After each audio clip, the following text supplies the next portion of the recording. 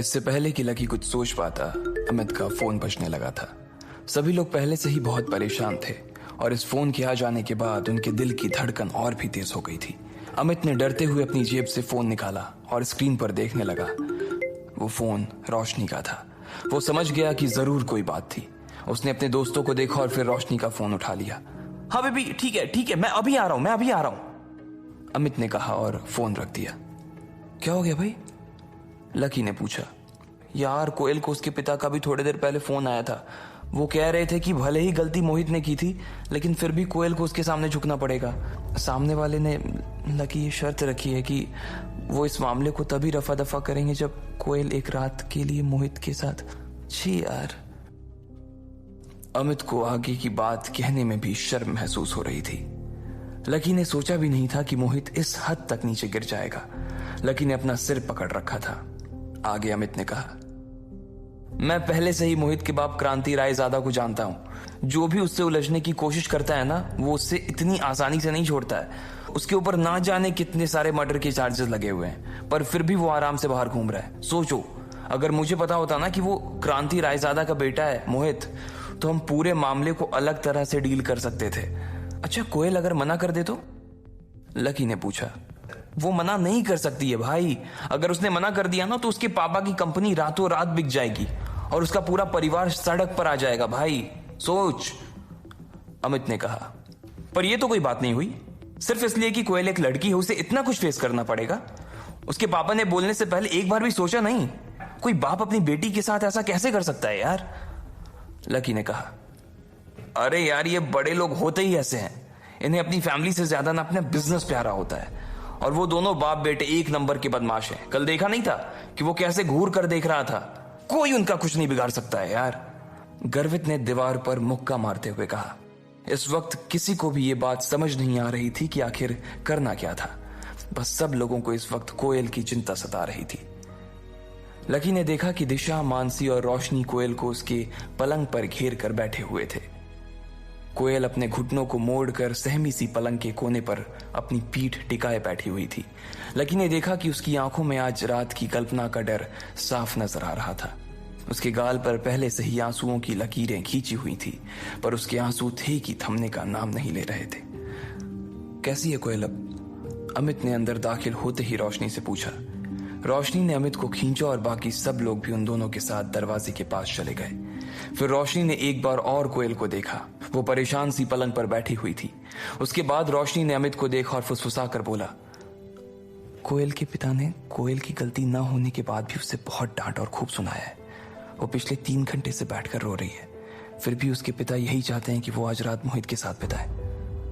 रोशनी के मुंह से ये बात सुनते ही गर्वित को गुस्सा आ गया और उसने अमित से गुस्से से कहा, ये किस तरह का बाप है यार? यार, मुझे लगता है कि यार उसके पिताजी भी किसी मजबूरी में फंस गए हैं। कंपनी उनकी अकेली की नहीं है, बल्कि उसके 7-8 पार्टनर्स हैं और वो सब उसके बाप को धमकी दे रहे हैं कि अगर उसके पापा ने कोयल को नहीं भेजा तो वो उन्हें और उनकी बेटी को जान से मार देंगे। उनके पापा ने मुझे भी फोन किया था और बोले कि तुम कोयल का ध्यान रखना। और इस दौरान यार वो कोई ना कोई रास्ता निकालने की कोशिश कर रहे हैं ताकि कोयल को इन सब चीजों से बाहर निकाल सके वो। रोशनी ने परेशान होते हुए कहा। इसके बाद वो लोग आकर कोयल के पास बैठ गए थे।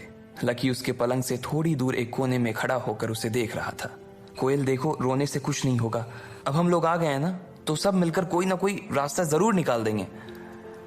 अमित ने उसे चुप करवाने की कोशिश करते हुए कहा, लेकिन कोयल के ऊपर से उसकी इन बातों का कोई असर नहीं हो रहा था। उसके आंसू खत्म ही नहीं हो रहे थे। लकी को भी उसे देखकर बहुत बुरा लग रहा था। भले ही उसने उसके साथ कुछ भी किया हो, लेकिन लकी कोयल को ऐसे रोता हुआ नहीं देख सकता था। गर्वित से उसके आंसू देखे नहीं जा रहे थे, इसलिए उसने जोश जोश में अपनी जेब से फोन निकाला और बोला, अभी 100 नंबर पर फोन लगाओ, बुलाओ पुलिस को, अभी के अभी। उसकी जरूरत नहीं है, उससे कुछ नहीं होने वाला है, नहीं। कोयल ने रोते हुए अपने घुटनों में गढ़ा चेहरा ऊपर उठाते हुए कहा। लकी ने देखा कि रोने की वजह से उसकी आंखें लाल पड़ गई थी, साथ ही उसमें सूजन भी आ गई थी। लकी ये भी देख पा रहा था कि कल कोयल की आंखों में जो अकड़ उसे नजर आ रही थी वो आज गायब हो गई थी।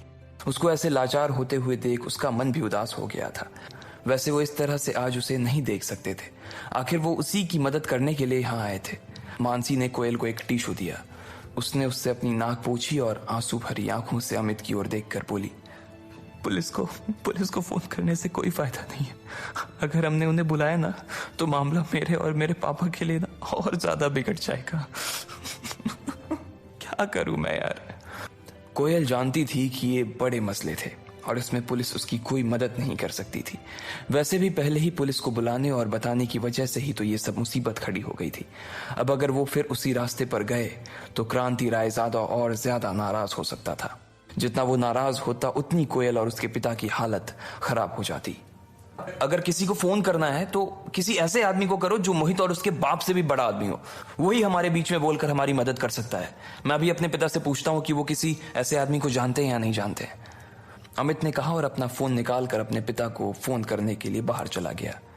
मैं भी पूछती हूँ, रोशनी ने कहा। दिशा और मानसी भी इस काम में लग गए थे। हालांकि दिल ही दिल में सब लोग इस बात को जानते थे कि उनके परिवार के कॉन्टैक्ट्स इतने बड़े नहीं थे कि वो लायन ग्रुप के ऊपर दबाव बना सके, पर फिर भी इस वक्त वो कोयल का दिल बहलाने और उसे शांत करने के लिए ये सब कर रहे थे। प्रीतम और गर्वित ने कुछ नहीं कहा, उसके पास कोई कनेक्शन नहीं था। लकी, जो कि कब से चुपचाप एक कोने में खड़ा था, उसने कोयल की ओर देखा और बोला, चिंता मत करो, तुम्हारी और तुम्हारी फैमिली की प्रॉब्लम जल्द ही सॉल्व हो जाएगी। लकी के मुंह से ये बात सुनकर कोयल थोड़ा चौंक गई थी और वो उसी की ओर देखने लगी। जब वो रो रही थी तो उसे पता ही नहीं चला कि लकी भी उसे चुप करवाने के लिए आया हुआ था। लकी को उसने अभी देखा था और देखते ही उसने अपनी नाक साफ करते हुए पूछा, तुम भी आए हो? लकी ने सिर्फ उसकी बात सुनी और जवाब में हाँ में गर्दन हिला दी। जिस तरह से वो लकी को देख रही थी उसे लग नहीं रहा था कि वो इस वक्त उसे इस कमरे में देखना चाहती थी। कल वो भले ही उसके लिए वहां खड़ा हो गया था, लेकिन फिर भी कोयल का उसके लिए जो गुस्सा था वो पूरी तरह से शांत नहीं हुआ था। कोयल, लकी भी तुम्हारी मदद करने के लिए यहाँ आया है यार। वो भी वही सोच रहा है जो हम सब सोच रहे हैं। उसे भी तुम्हारी उतनी ही चिंता है जितनी की हमें है, रोशनी ने लकी की ओर से जवाब देते हुए कहा। अच्छा, इसे भी चिंता है? अगर कल तुम वहां नहीं आते ना तो मुझे वहां से उठकर नहीं जाना पड़ता, ना ही मैं वहां से उठकर जाती और ना ही मैं जल्दबाजी में मोहित से टकराती। अगर मैं मोहित से टकराती ही नहीं तो फिर तुम बीच में आकर हीरो नहीं बनते। तो बताओ, क्या यह सब होता? बोलो। कोयल ने लकी की ओर देखते हुए उससे पूछा। इससे पहले कि वो कुछ कह पाता, कोयल का पारा और भी गर्म हो गया था।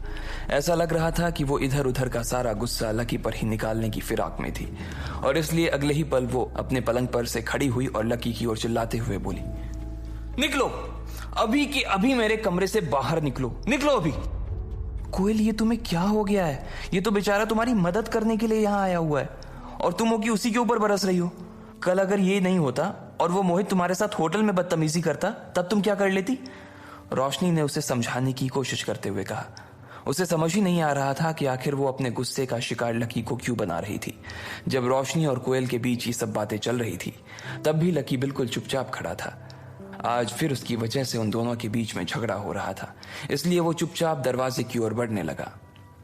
अरे अरे रुको लकी, तुम्हें जाने की जरूरत नहीं है। वो तो कोयल को बस थोड़ा सा गुस्सा आ रहा है, वरना वो कोई बात नहीं है यार। और वैसे भी तुम समझ सकते हो ना कि आज उसकी हालत कैसी है, लेकिन उसके चक्कर में तुम अपना मूड मत खराब करो प्लीज।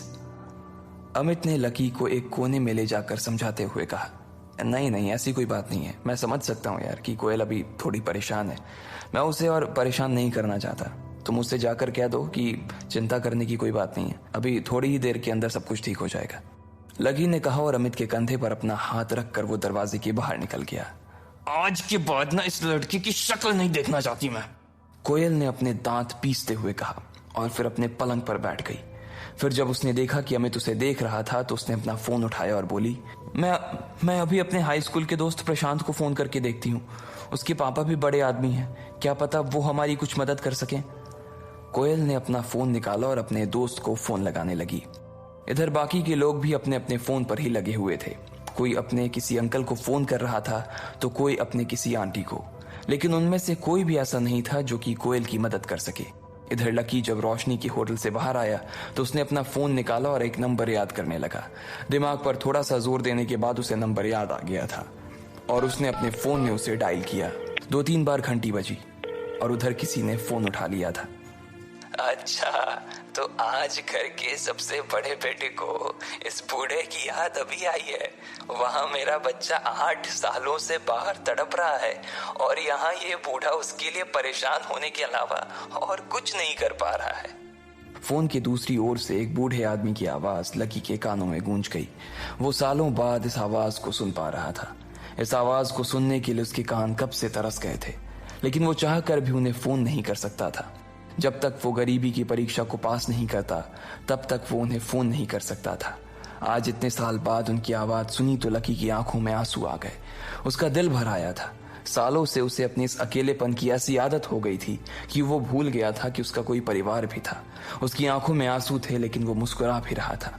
काशीनाथ जी, आप कुछ ज्यादा ही गंभीर होकर बात नहीं कर रहे हो?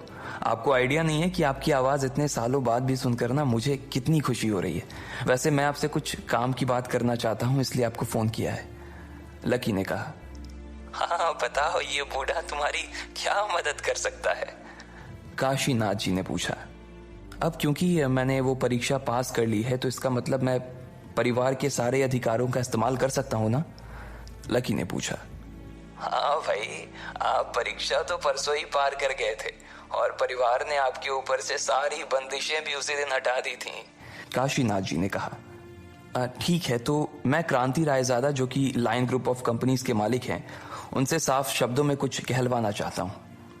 Lion group?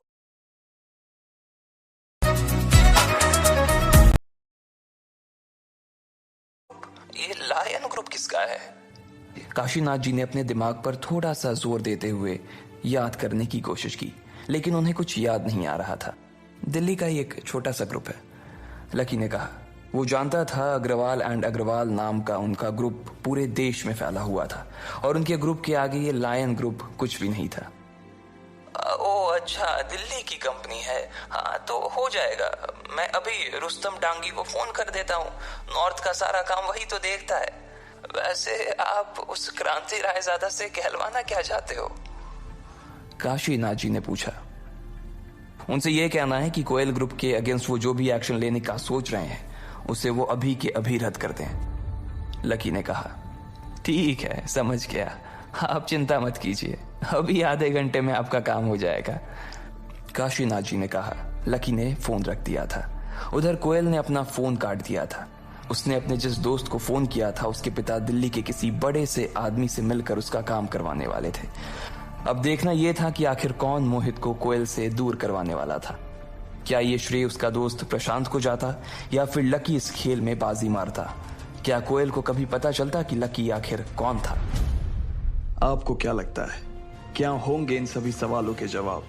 कमेंट बॉक्स में कमेंट करके जरूर बताएं और सभी सवालों के जवाब को जानने के लिए सुनते रहिए इंस्टा मिलीनियर सिर्फ पॉकेट FM पर।